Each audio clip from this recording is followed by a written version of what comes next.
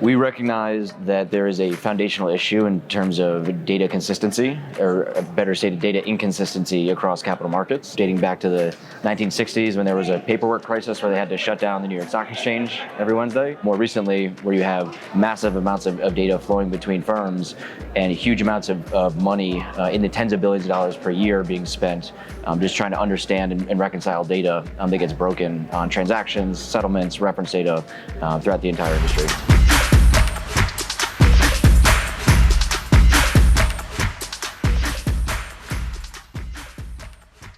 How did you attract support for Axoni?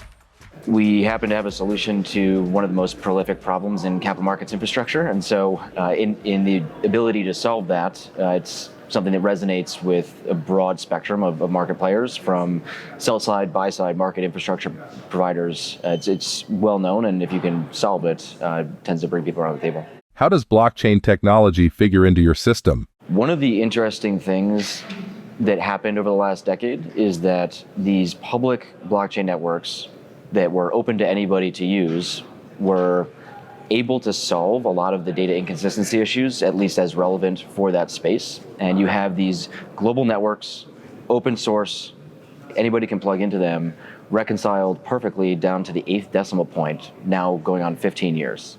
And so as we saw that, while we were trying to solve the data inconsistency problems for some of the world's largest financial institutions, we took inspiration from some of the ways that they synchronize data on those networks to apply to more traditional enterprise infrastructure. How has your thinking on distributed ledger tech evolved? Our platform originally looked and felt a lot more like publicly available blockchain technology, and we have since realized that there is a tremendous amount of technical and operational overhead that's unnecessary that comes with those technologies when you apply it to this industry.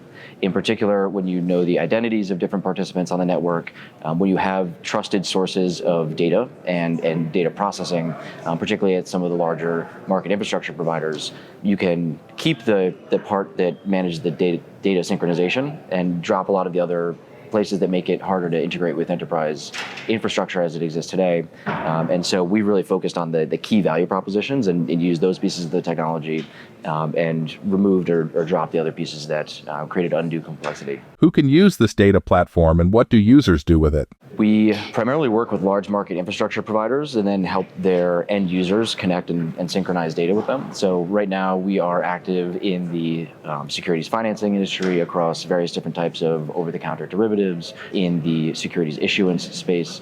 And so it's completely agnostic to any particular market or asset class. It's a true core technology that is really just about moving data around. So it can be applied to just about anything.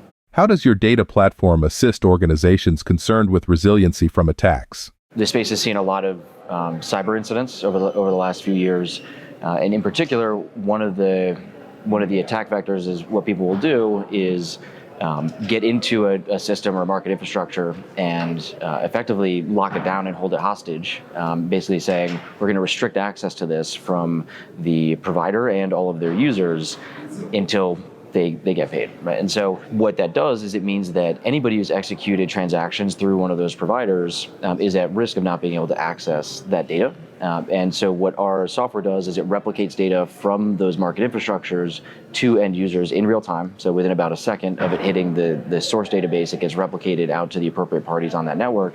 And so even if you were to lose access to the original source database or source system, you would always have a real-time replica.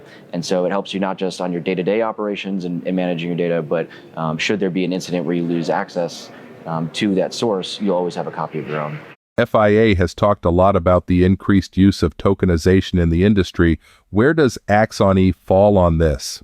When you say tokenization, I would interpret that as meaning effectively being able to transmit some sort of asset such that it can be, the custody of it and security of it can be managed by end users directly.